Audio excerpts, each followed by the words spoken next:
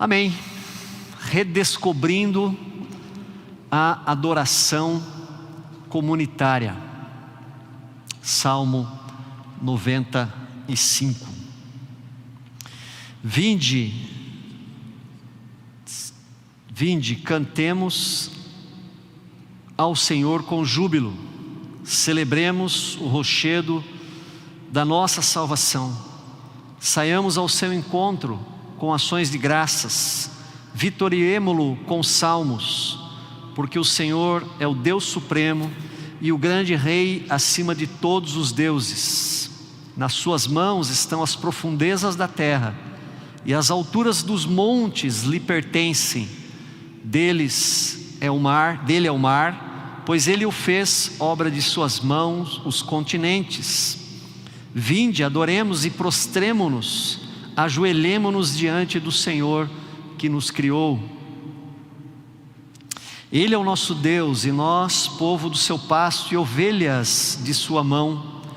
Hoje, se ouvirdes a sua voz, não endureçais o coração como em Meribá, no dia de Massá no deserto, quando vossos pais me tentaram, pondo-me à prova, não obstante terem visto as minhas obras. Durante 40 anos estive desgostado com essa geração e disse: é povo de coração transviado, não conhece os meus caminhos. Por isso jurei na minha ira, não entrarão no meu descanso. Salmo 95. Queridos, a fé cristã, ela tem um caráter especialmente comunitário. A fé da igreja é a fé da eclesia, que foi falado de manhã aqui, da assembleia, da reunião. Pode passar, acho que está travado aqui.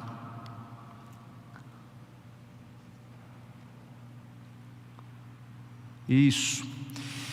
Da reunião do povo de Deus. A igreja é chamada de corpo de Cristo com os seus muitos membros, é chamada também de família de Deus. Portanto, quando nós olhamos para a nossa sociedade, uma das marcas da nossa sociedade é o individualismo, é essa cultura do self, eu, né? Para mim, essa cultura da autonomia, ou seja, do autogoverno. Eu conduzo a minha vida do jeito que eu quero.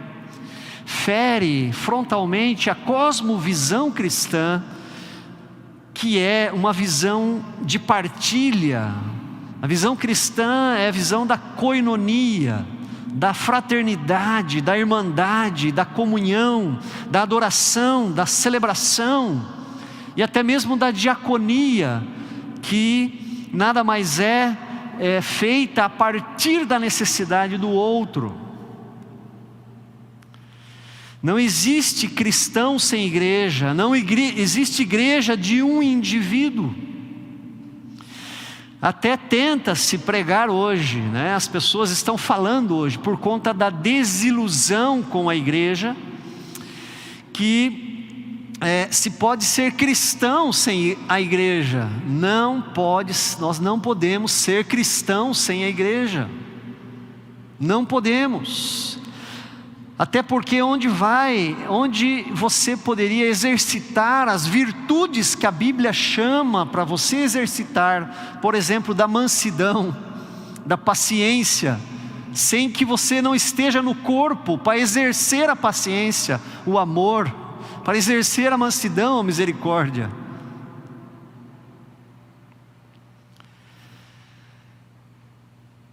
Este Salmo 95 em particular, cantado especialmente na festa dos tabernáculos, durante a história da igreja, foi batizado de Venite ou Vinde.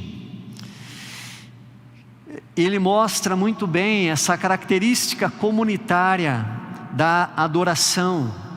Calvino escreveu que esse salmo não é a indivíduos dentre os santos, que ele exorta a celebrar louvores em particular. Não.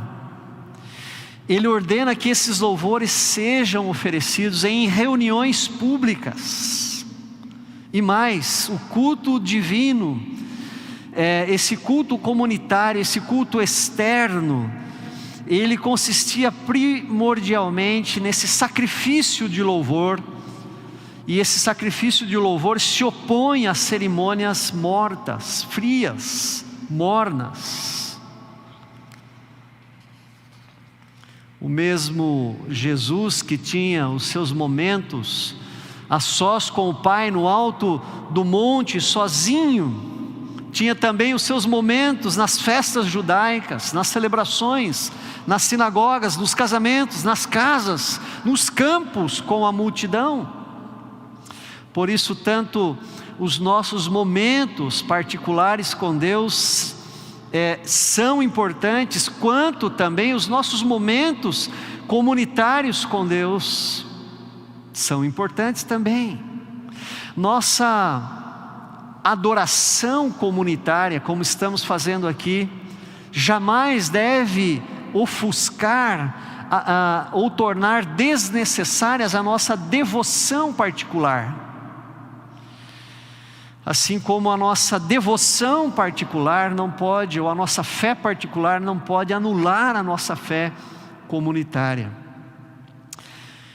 Nós somos indivíduos, mas ao mesmo tempo também somos família. Então, queridos, apesar de tanto a cultura individualista quanto o fenômeno da pandemia, que provocou ainda mais o isolamento social, apesar disso, nós precisamos redescobrir essa adoração comunitária. Este salmo, ele nos ensina muito sobre esta adoração comunitária. Em primeiro lugar, essa adoração, ela é um convite. Ela é um convite. Vinde, cantemos ao Senhor. Versículo 1, versículo 6, vinde, adoremos.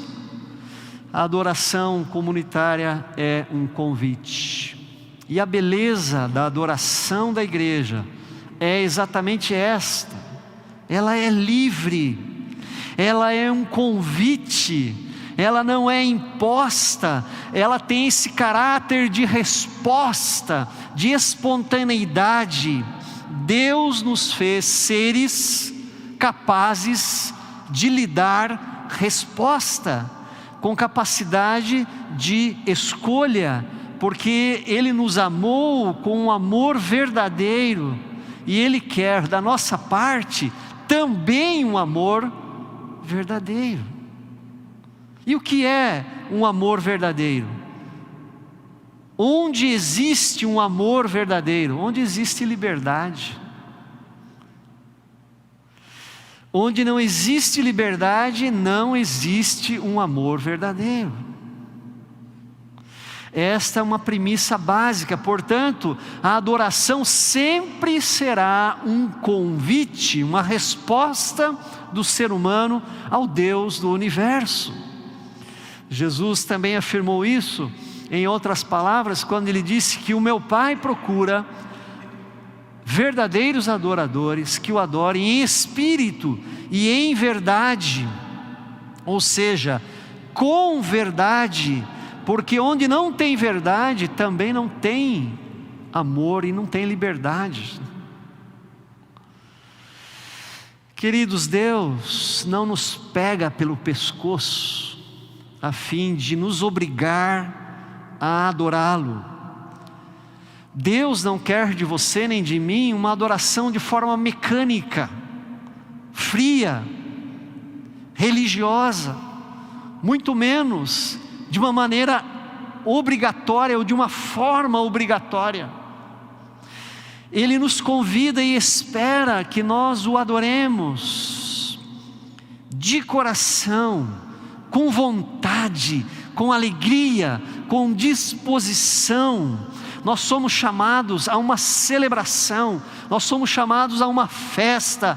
Por isso nós não recebemos uma convocação nós recebemos um convite, e é muito diferente, porque você é convocado para uma guerra. O governo manda lá um documento, você está intimado, você está convocado, você não pode dizer não, senão você vai preso. Mas Deus não faz isso, Deus nos convida.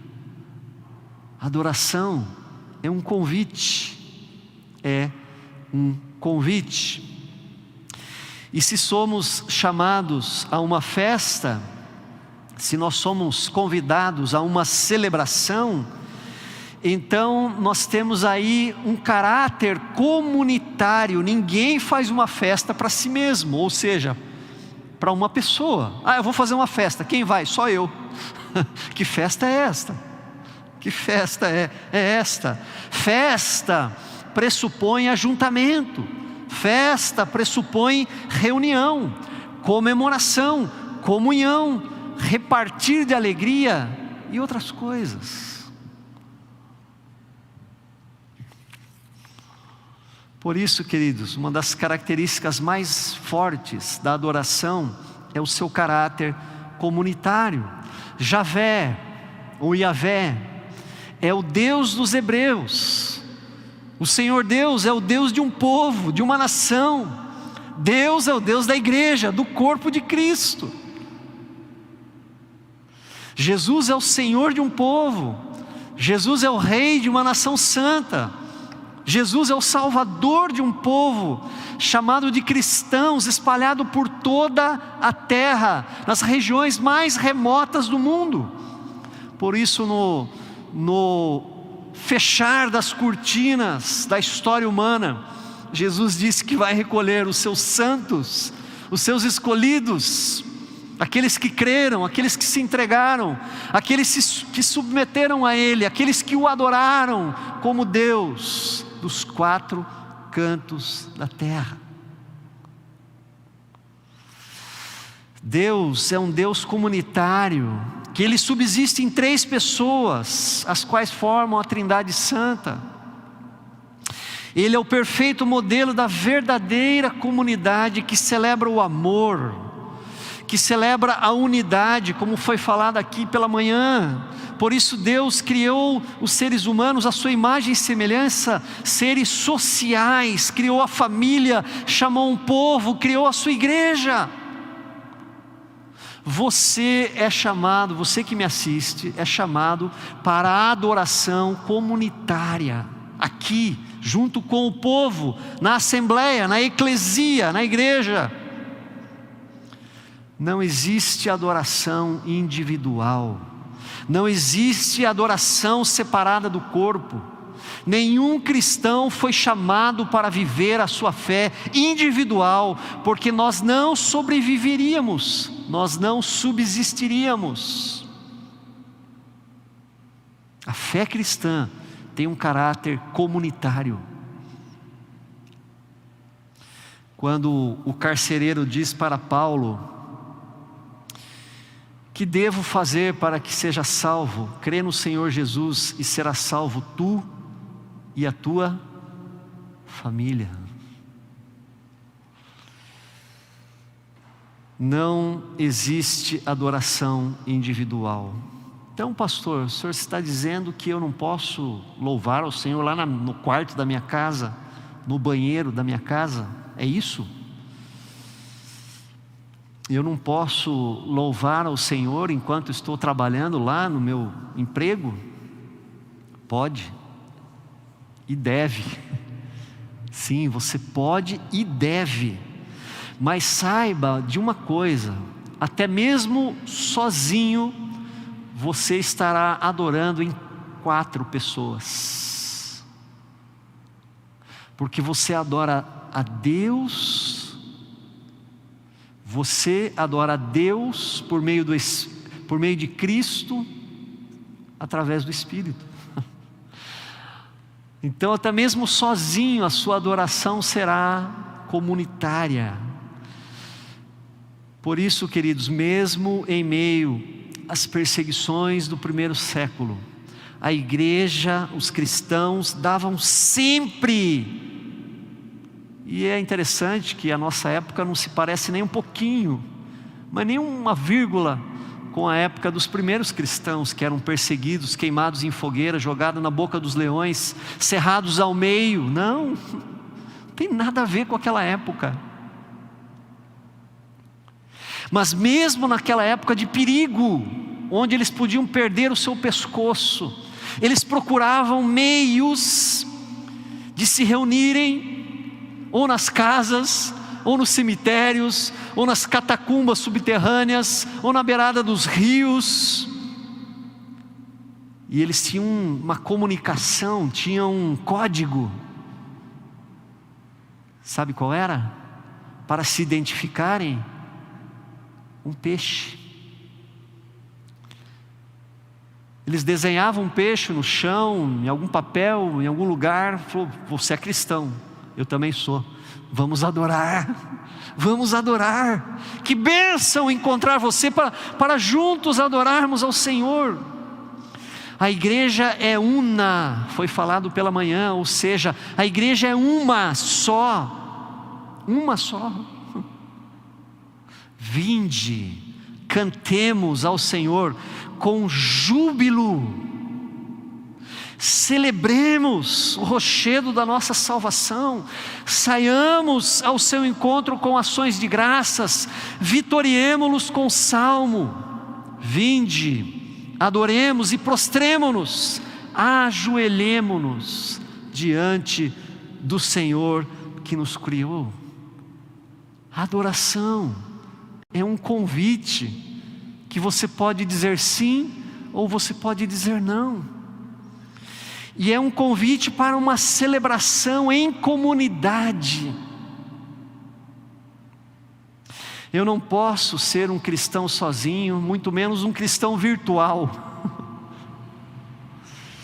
Eu existo enquanto cristão num corpo, numa família, ou seja, na comunidade dos santos, como foi falado pela manhã, na comunidade dos fiéis. Não somos chamados absolutamente para assistir cultos. Eu vou repetir aqui: nós não fomos chamados para assistir cultos, somos chamados para oferecer culto, para ser o culto.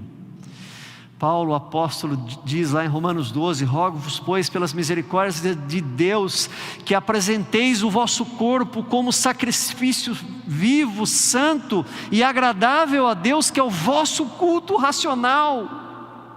Não é o teu culto, é o vosso culto racional. Paulo não está dizendo para apresentarmos a nossa audiência por sacrifício vivo, mas o nosso corpo, a nossa presença na adoração. Conquanto a televisão e a transmissão tem sido bênção, especialmente nesse contexto de pandemia, conquanto a transmissão seja uma bênção, aqueles irmãos que não têm saúde, não têm mobilidade para vir à igreja, tem sido bênção para eles. Eles que não têm como responder ao convite do venite, do vinde, a transmissão não pode ser uma muleta para a indolência da nossa carne.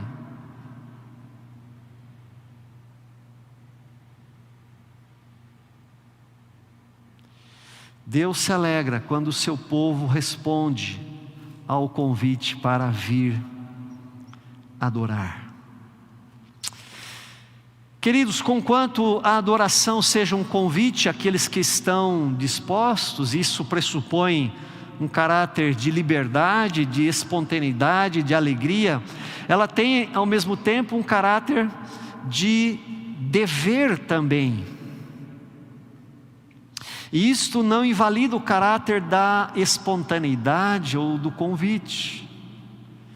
Diversas partes desse salmo mostram isso, que nós devemos a Deus adoração. Celebremos o rochedo da nossa salvação. Espera aí, nós vamos celebrar quem? O rochedo daquele que nos salva. Jesus é a pedra, foi falado pela manhã. Ele é a nossa rocha. Jesus, Yeshua, Javé é a nossa salvação. Tradução do nome de Jesus. Versículo 3: porque o Senhor é o Deus supremo e o grande Rei acima de todos os deuses.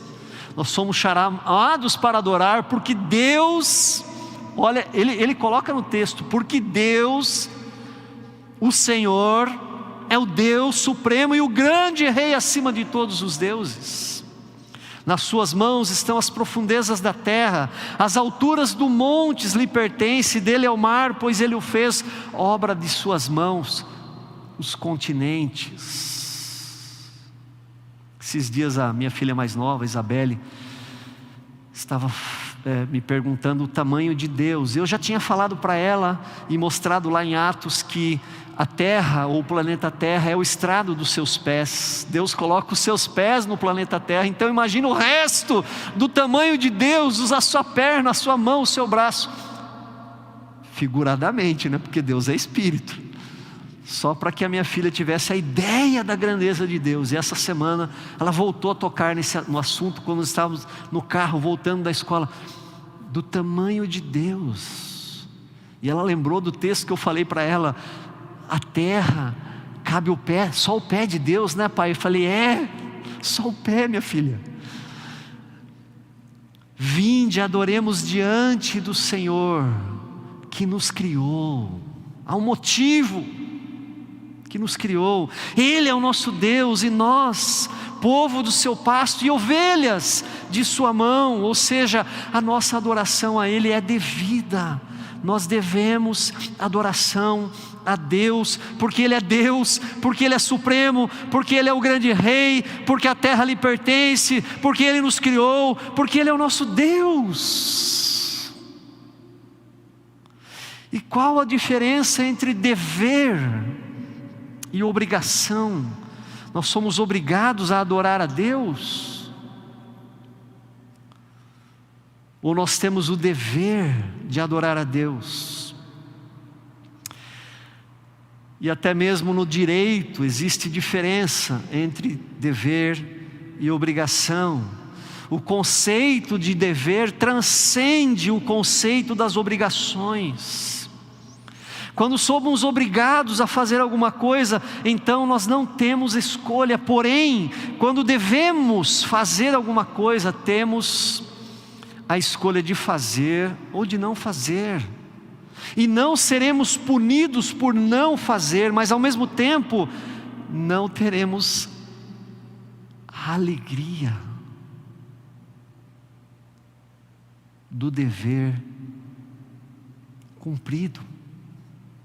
Nós perdemos a alegria do dever cumprido. Entende? Deus não obriga ninguém a adorá-lo,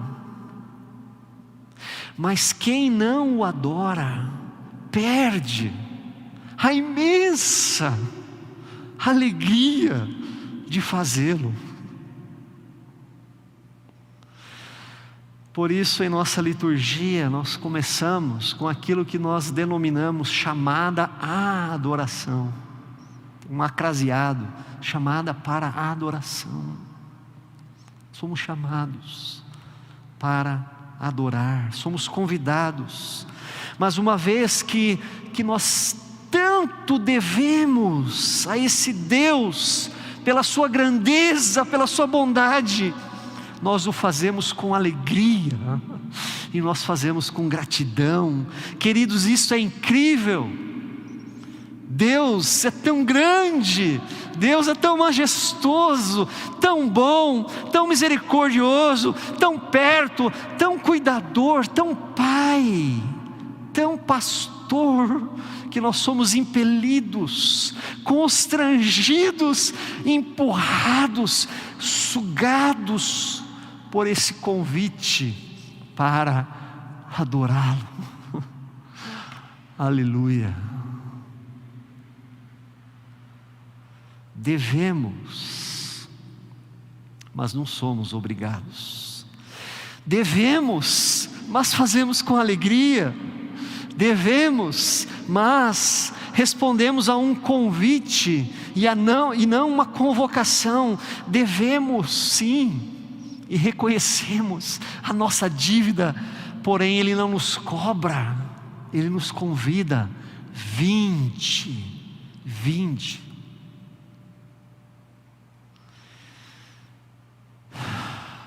Deixa eu te dizer que esta é a proposta do Evangelho e não da religião. A religião obriga, o Evangelho convida.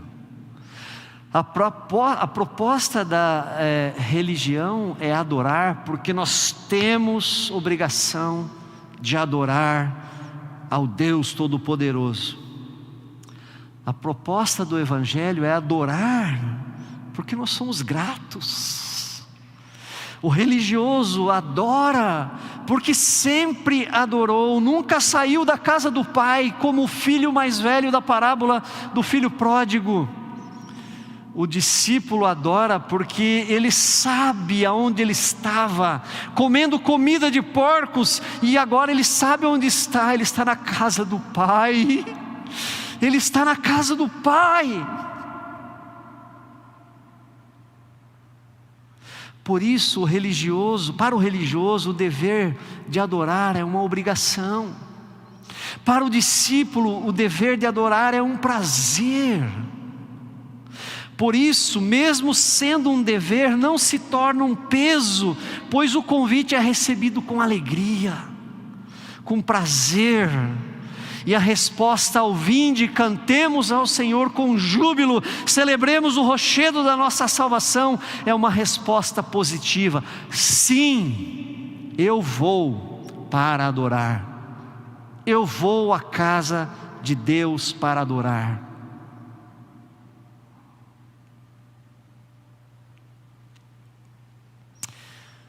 Paulo declarou em Coríntios: pois o amor de Cristo nos constrange, pois estamos convencidos de que um morreu por todos, logo todos morreram. Ele morreu por todos, para que aqueles que vivem já não vivam mais para si mesmos, mas para aquele que por eles morreu e ressuscitou. É isso que Deus espera de você e de mim. Oferta, resposta, adoração. Qual tem sido a nossa postura quanto ao nosso dever moral e não obrigação de adorar a Deus? Queridos, finalmente esse salmo nos ensina, diante do convite e ao mesmo tempo da adoração, como nós devemos nos apresentar ao Senhor. Esse salmo também escancara a maneira como nós devemos nos apresentar diante de Deus. Ele diz: vinde, cantemos com desânimo ao Senhor. Amém? Vinde, cantemos com frieza diante do Senhor. Amém? Com júbilo, celebremos o rochedo de nossa salvação. Saiamos, versículo 2, ao seu encontro com ações de graça, vitoriemo-los com salmos. Vinde, adoremos e prostremo-nos, ajoelhemo-nos diante do Senhor que nos criou. A nossa confissão de fé traz uma descrição majestosa de quem é Deus. Eu até me esqueci de pegar aqui e colocar aqui. Mas eu posso dizer que Deus é santo, majestoso, grande, excelso, incomparável. Mas apesar dessa majestade de Deus, Deus não quer ninguém diante dele de uma maneira inflexível, dura, fria. Não. Séria, não. A tão famosa reverência que devemos a Deus tem sido muitas vezes confundida com uma postura que muitas vezes nos tira todo o caráter de júbilo diante da presença de Deus. Rapaz, a Bíblia diz que na presença de Deus há plenitude de alegria. Amém? Salmo 16, se deve conhecer, versículo 11, na presença de Deus a plenitude de alegria, delícias perpetuamente. Mas a plenitude de alegria nós deixamos para outros momentos. E aqui eu quero ser muito pastor com vocês nesta hora, muito direto, como um pai. Nós deixamos para o jogo lá no estádio de futebol, diante dos nossos ídolos, nós ficamos na arquibancada assim, ó, a arquibancada treme. O hino do time que eu torço tem um refrão: vai com determinação. Quem já foi lá já cantou essa música. Santos, vai com determinação. Nós pulamos, nós gritamos, nós saímos. Eu já saí rouco do estádio. Palavrão não sai da minha boca, fique tranquilo. Nós abraçamos quem está do nosso lado na hora que sai o gol. Nós até, naquela hora lá, a gente até beija homem na hora do gol, não é? Mas aqui, na adoração comunitária, perante a grandeza desse Deus maravilhoso, eu me contenho,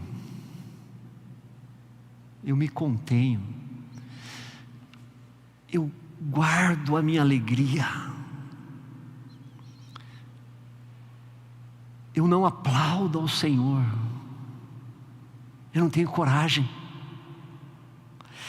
No estádio, nós aplaudimos até uma jogada que nem saiu o gol, tipo assim, valeu a tentativa, e a arquibancada inteira aplaude a jogada, mesmo que deu errado. Aqui nós não temos nem a coragem de levantar as nossas mãos ao Senhor. Onde está a nossa alegria e a nossa liberdade? Onde está o júbilo que Deus está nos chamando para ter na sua presença? E aí, queridos, nós precisamos fazer uma reflexão diante de qual Deus nós estamos.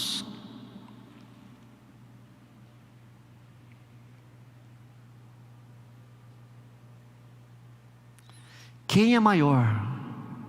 O Corinthians ou Jesus Cristo? A quem eu devoto mais a minha alegria? Ao Santos, que é o meu time? Se você entrar no meu escritório, essa latinha está lá. Sou santista. E tenho orgulho disso, podem dar risada, não tem problema.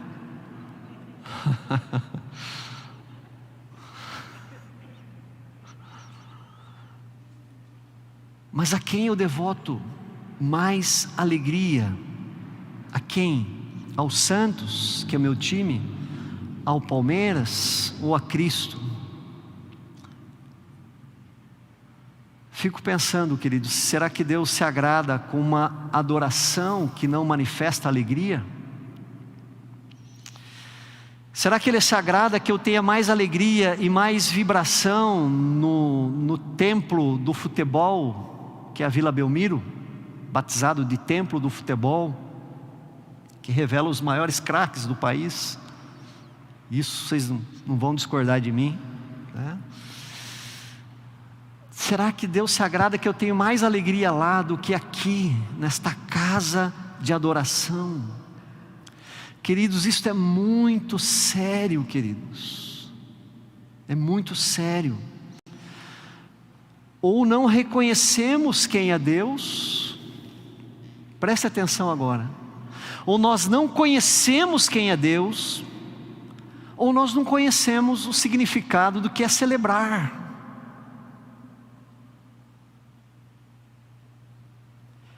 Ou uma terceira via, nós estamos sendo desobedientes. A Bíblia está dizendo: venham, cantem com júbilo. O que é júbilo? Alegria, alegria. Celebrem, celebrem. É para celebrar o rochedo da nossa salvação. E essa palavra no hebraico é ruá. Significa gritar, gritem.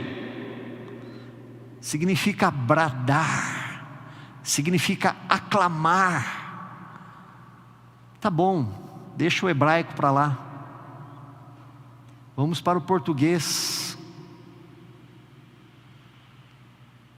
Celebração em nosso dicionário é comemoração, festa, festejo, festividade, cerimônia, solenidade, festança, festim, recepção, exaltação, enaltecimento, elogio, louvor, engrandecimento, louvação, glorificação. Portanto, nenhuma dessas palavras nos leva ao silêncio, ao desânimo, à timidez, à contenção. Não. Talvez por nós virmos alguns absurdos nas igrejas por aí, nós não queremos a unção da lagartixa, nem da serpente, as pessoas rastejando no chão. Nós vamos para o outro extremo. Outro extremo.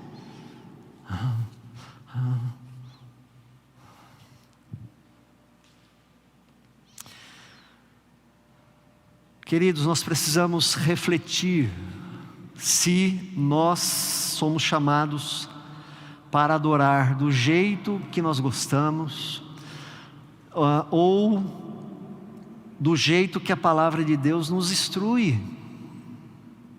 Nós precisamos nos conformar à palavra. Se não nos conformamos, pedir para Deus nos ajudar a nos obedecermos à palavra. Nós somos chamados a adorar do jeito que a nossa denominação nos ensinou, ou do jeito que a palavra nos ensina. Qual é o lema da reforma? Sola Scriptura ou sola Ecclesia? Que eu saiba, é sola Scriptura. Sola Escritura está acima do sola Ecclesia. Não tem sola Ecclesia nos 5 solas da reforma. Nós devemos agradar homens, dentre os quais eu mesmo, que eu tenho meu jeitão. Eu tenho meu jeitão. Você tem o seu jeito também. Será que eu devo agradar a mim, ao meu jeito? Não. Ou a Deus? O que será que nós ainda não entendemos dessas palavras? Vinde, cantemos ao Senhor com júbilo, celebremos o rochedo de nossa salvação. Saiamos ao seu encontro com ações de graça, gratidão, júbilo, reconhecimento, disponibilidade para agradecer, generosidade para retribuir aquilo que nós temos recebido de Deus. Prostremo-nos, ajoelhemo-nos, aonde a igreja presbiteriana perdeu isso. Algumas igrejas nossas antigamente tinham o genuflexório, lembra? Era um banco que tinha uma parte de trás, na qual você chegava e punha os joelhos. Tinha um lugar para colocar os pés, ao mesmo tempo era também para ajoelhar ali e se escorar no banco da frente. indica uma postura de quebrantamento diante da majestade, da grandeza e do amor de Deus.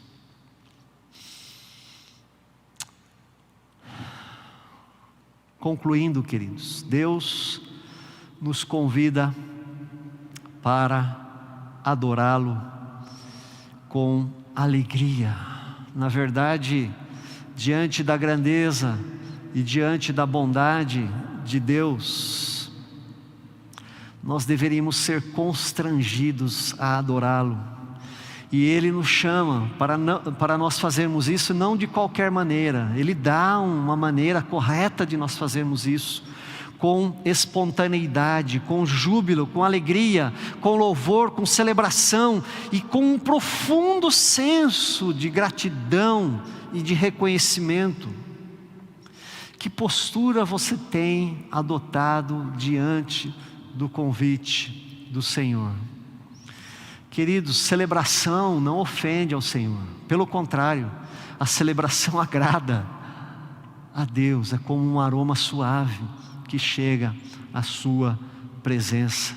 Portanto, o desafio para mim e para você nesta noite é o desafio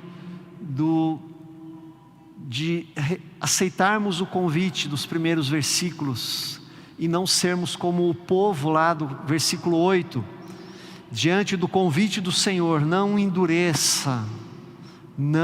endureça o vosso coração. Venha adorar ao Senhor, venha com alegria, porque Ele merece todo o nosso entusiasmo, mais do que ninguém, mais do que qualquer coisa neste mundo. E mais, quando você entrar aqui, nesta casa de adoração, deixe o desânimo para trás, deixe a frieza para trás e diga: eu estou diante do rochedo de nossa salvação, eu estou diante do Senhor, Ele é o Deus supremo, o grande Rei, acima de todos os deuses. Eu estou diante de Deus, nas suas mãos estão as profundezas da terra, as alturas dos montes lhe pertencem. Então diga: eu estou diante de Deus, dele é o mar, pois Ele o fez, é obra das suas mãos os continentes. Aleluia! Venha e se entregue à adoração, e se entregue ao único que é digno de receber a honra, a glória, a força e o poder, o nosso Rei eterno, imortal, que nós não vemos, mas é muitíssimo real, porque Ele vive em nós. Ele vive em você, Ele vive dentro do seu coração. Então adore, com toda a sua alma, com toda a sua energia, seu entusiasmo, esse Deus que vive em você, chamado Jesus Cristo, o nosso Rei. Amém? Vamos louvar com esse entusiasmo ao Senhor, porque Ele é digno de receber a honra, a glória, a força e o poder. Ao Rei eterno, imortal, invisível, mas real, a Ele ministramos o louvor. Aleluia.